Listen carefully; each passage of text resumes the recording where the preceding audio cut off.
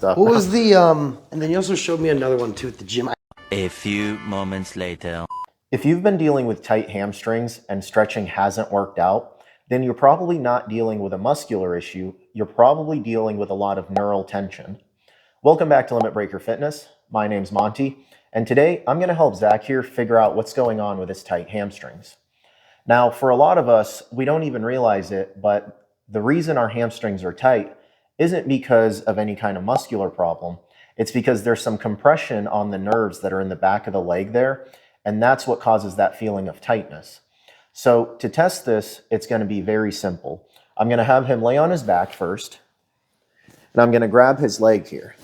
Now what I want you to do is point your toes straight up as high as you can. Now I'm going to pull his leg up, and it's going to get stuck right about here. How's that feel in the back? Like a good stretch. Okay. Any kind of tightness? Tight, yep. Tight, okay. Point your toes all the way forward. Much looser. See how the leg comes up? Mm-hmm. So what's going on here is when I take his toes and I point them straight towards him here, that causes tension on the nerves back here. Now, under normal conditions, this isn't going to be a problem.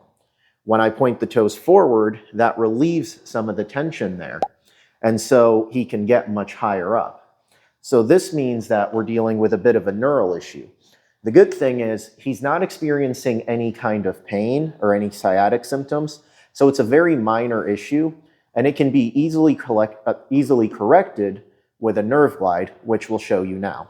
So now what I'm having Zach do is called a nerve glide. To get started, you're just going to sit on a bench or on a chair with good posture, nice neutral spine.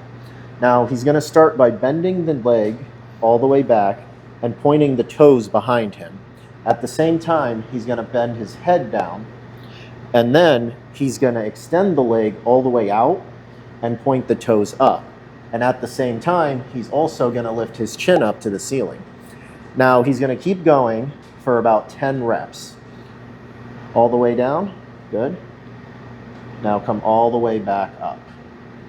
So you're going to want to do this for about 10 to 12 reps. And what's going on here is the nerve is being trapped underneath the muscles there. So this is causing some movement, and this movement's going to free the nerve up. What you don't want to do is stretch a nerve, because they don't stretch. They're not elastic the way our muscles are. Instead, we want to get everything moving, get some blood flow, and allow it to free itself up. And this is going to cause a decrease in that neural tension that's causing the tight hamstrings, and in some cases, severe pain. So he's just going to do this, and then afterwards, we're going to test again. Because remember, you always want to retest to make sure that the exercise you're doing is actually helping you and not just wasting your time. So he's going to go ahead, finish up his reps. He's going to do them on both legs, and then we're going to go back to the test here. Now that Zach has finished all his nerve glides, let's test again and see exactly how much flexibility he has in these hamstrings. So I'm going to grab his leg and just have it relaxed, come all the way up. How's that feel compared to before? Neutral, loose. Loose? Good. You feel like you're getting more range there? Yeah. Okay. What if I go up to here? Any pain? Nope. Okay.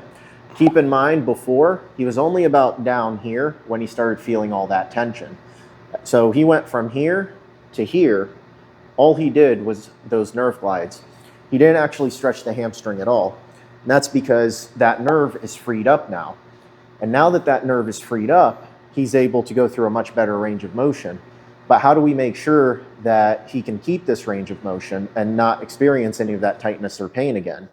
Well, we need to train the hamstrings and the glutes to fire properly now that they know how to do it. We need to get them used to it.